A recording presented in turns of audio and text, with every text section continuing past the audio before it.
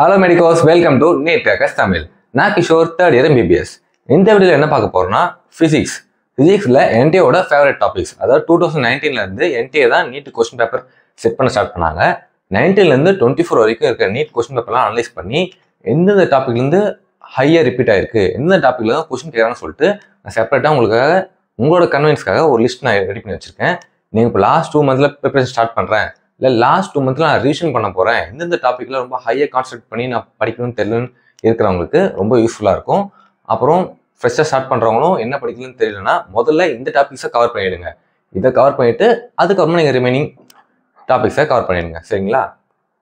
இப்போ நம்ம class 12 physics பார்க்கலாம். இப்போ கிளாஸ் 11க்கு அப்புறம் கேட்டிங்கன்னா கிளாஸ் 11 நான் செப்பரேட் வீடியோ நான் ஆல்ரெடி போட்டுட்டேன். அந்த வீடியோக்கான லிங்க் வேணா டிஸ்கிரிப்ஷனில் இருக்குது, இல்லைனா இந்த வீடியோவோட எண்டில் என் ஸ்க்ரீனில் அந்த வீடியோ லிங்க் வரும், நீங்கள் அதை கிளிக் பண்ணி வாட்ச் பண்ணிக்கலாம். ஓகேங்களா? வீடியோவோட இந்த வீடியோ நான் சொல்லுவேன் உங்களுக்கு எப்படி அந்த கிளாஸ் 11 and 12 PDF டவுன்லோட் பொறுத்து நான் சொல்கிறேன். ஓகேங்களா? ஏன்னா நான் அதை ரெடி பண்ணி வச்சிருக்கேன். நீங்கள் வந்து ஸ்க்ரீன்லேயும் வரும், நீங்கள் ஒன்று ஸ்க்ரீன்ஷாட் எடுக்கலாம், நான் உங்களுக்கு PDF தருவேன், நீங்கள் டவுன்லோட் பண்ணிக்கலாம். So first class 12 electric charge and field அந்த சாப்டர் பார்க்கலாம். அதில் எங்கேருந்து கொஸ்டின்ஸ் நிறைய கேட்குறாங்கன்னா electric field due to charged shell and infinite wire. அப்புறம் ஸ்பியரும் சரி, கான்செப்ட் வந்து எலக்ட்ரிக் ஃபீல்டு தான். ஆனால் எதுன்னு கேட்குறாங்கன்னா அந்த ஷெல்லு, இன்ஃபைனைட் ஒயர், அப்புறம் ஸ்பியர் அதெல்லாம் கேட்குறாங்க. எந்தெந்த பாயிண்ட்ல எப்படி இருக்கும் எலக்ட்ரிக் ஃபீல்டுன்னு சொல்லிட்டு. ஓகேங்களா? ஜஸ்ட் ஃபார்முலா தான். ஃபார்முலா மட்டும் நீங்கள் கூட எனக்கு கடைசி நேரத்தில் எனக்கு கான்செப்ட் அண்டர்ஸ்டாண்ட் பண்ணுற அளவுக்கு எனக்கு டைம் இல்லை ப்ரோ அப்படின்னு சொன்னீங்கன்னா ஜஸ்ட் எலக்ட்ரிக் ஃபீல்டு ஷெல்லுனா எந்த ஃபார்முலா, அதுமாதிரி ஃபார்முலா மட்டுமாவது மெமரைஸ் பண்ணிட்டு போயிட்டு அதை போட்டு நீங்கள் கூட ஆன்சர் வர வச்சுக்கலாம். அப்புறம் கூலம்ஸ் லா, அப்புறம் காஸ் லா, எலக்ட்ரிக் டைபோல், அப்புறம் எலக்ட்ரிக் ஃப்ளக்ஸ். நான் ப்ராக்கெட்டில் நம்பர் போட்டுருப்போம் பாருங்க. அதெல்லாம் வந்து பார்த்தீங்கன்னா எத்தனை தடவை ரிப்பீட் ஆயிருக்கு, ஒரே வருஷத்தில் ரிப்பீட் ஆனாலும் சரி, இல்லைனா அடுத்தடுத்த இயரில் கெடுத்தாலும் சொல்லிட்டு எத்தனை தடவை ரிப்பீட் ஆயிருக்கோ அதை வந்து நான் ப்ராக்கெட்டில் போட்டிருப்பேன். அப்புறம் எலக்ட்ரிக் பொட்டன்ஷியல் அண்ட் கெப்பாசிட்டர் ரொம்பவே இம்பார்ட்டன்ட் சாப்டர்.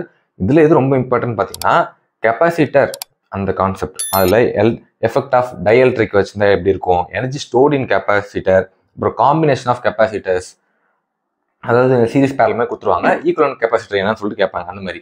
அப்புறம் பேரலல் பிளேட் கெப்பாசிட்டர், அதோட எல்லா டைப் ஆஃப் கொஸ்டின்ஸும் நீங்கள் பார்த்துக்கணும், ரொம்ப ரொம்ப இம்பார்ட்டன்ட். அப்புறம் எலக்ட்ரிக் டைபோல் பொட்டன்ஷியல், டைபோல்னு எங்கே கான்செப்ட் வருதோ அது எல்லாமே இம்பார்ட்டன்ட்டுங்க. ஓகேங்களா?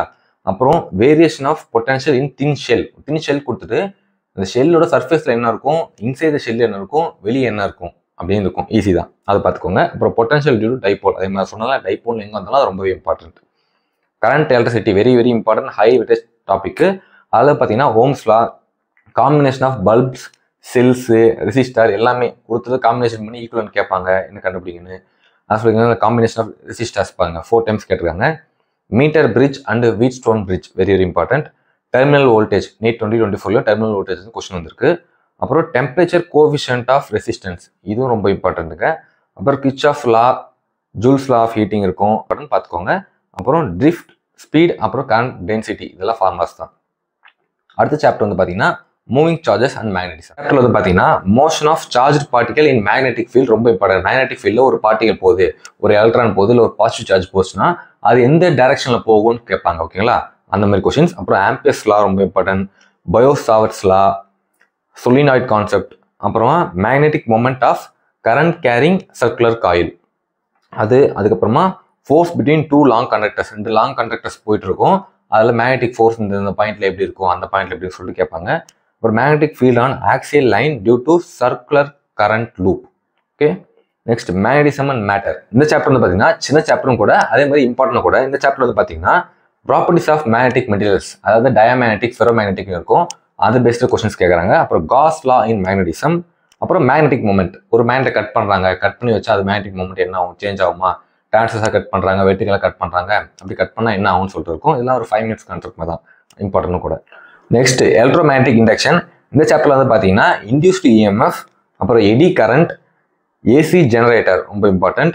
மியூச்சுவல் இண்டக்ஷன், அதாவது மியூச்சுவல் இண்டக்ஷன்லாம் படிச்சா தான் உங்களுக்கு ஏசி ஜெனரேட்டர் புரியும். ஸோ நீங்கள் இதை படிச்சுட்டு தான் அதை படிக்கிற மாதிரி வரும். ஸோ ரெண்டுமே கவர் ஆகிடும்.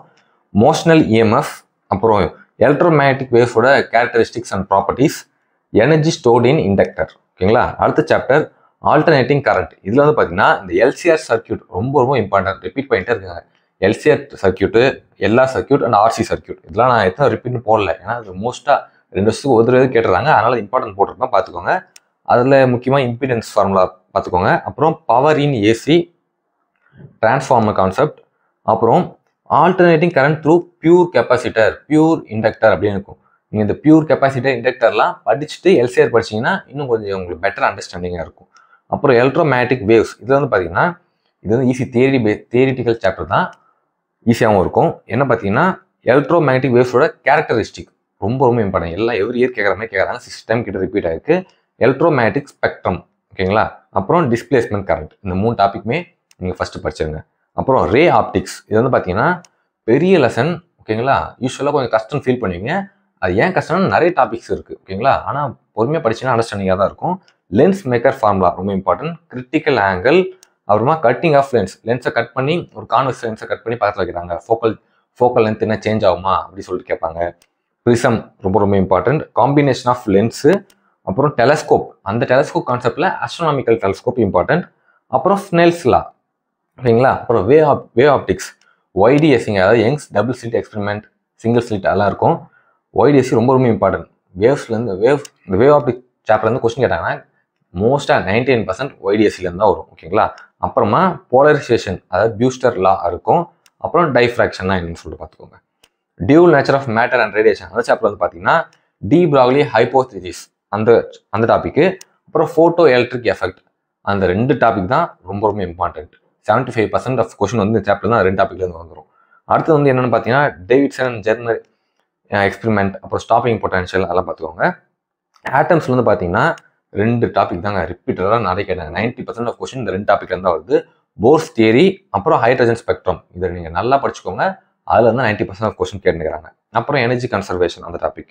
நியூக்ளியர் வந்து பார்த்தீங்கன்னா இதுவும் ஈஸியான சாப்டர். ஃபர்ஸ்ட் நீங்கள் என்ன படிக்கிறீங்கன்னா ஜஸ்ட் இந்த ரேடியோ ஆக்டிவ் டிகே பார்த்துக்கோங்க, ஓகேங்களா. ஆல்ஃபா, பீட்டா, காமா டிகே இருக்கும். அதெல்லாம் நடந்தால் மாஸ் நம்பர், அட்டாமிக் நம்பரில் என்ன சேஞ்சஸ் நடக்கும் அப்படின்னு சொல்லிட்டு கேட்பாங்க. அது ரொம்பவே இம்பார்ட்டன்ட், அது பார்த்துக்கோங்க. அப்புறம் நியூக்ளியர் ஃபியூஷனா என்ன, ஃபிஷன்னா என்னன்னு சொல்லிட்டு பார்த்துக்கோங்க. பைண்டிங் எனர்ஜி கான்செப்ட், அந்த 3 டாபிக் ஃபஸ்ட்டு படிச்சுங்க.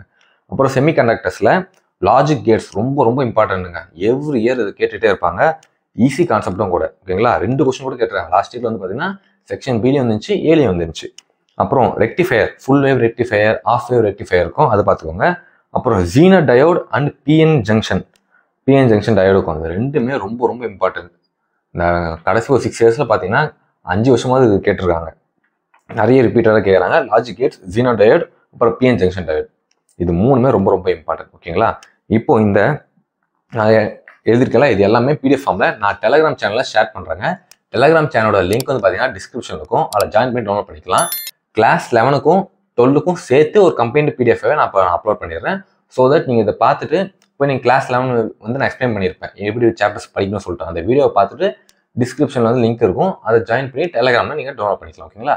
இதே மாதிரி மோர் யூஸ்ஃபுல்லான வீடியோஸ்க்கு மறக்காமல் நம்ம சேனலை சப்ஸ்கிரைப் பண்ணிவிட்டு இந்த வீடியோக்கு லைக் பண்ணிவிட்டு உங்கள் ஃப்ரெண்ட்ஸ்க்கு ஷேர் பண்ணிடுங்க. தேங்க்ஸ் ஃபார் வாட்சிங்.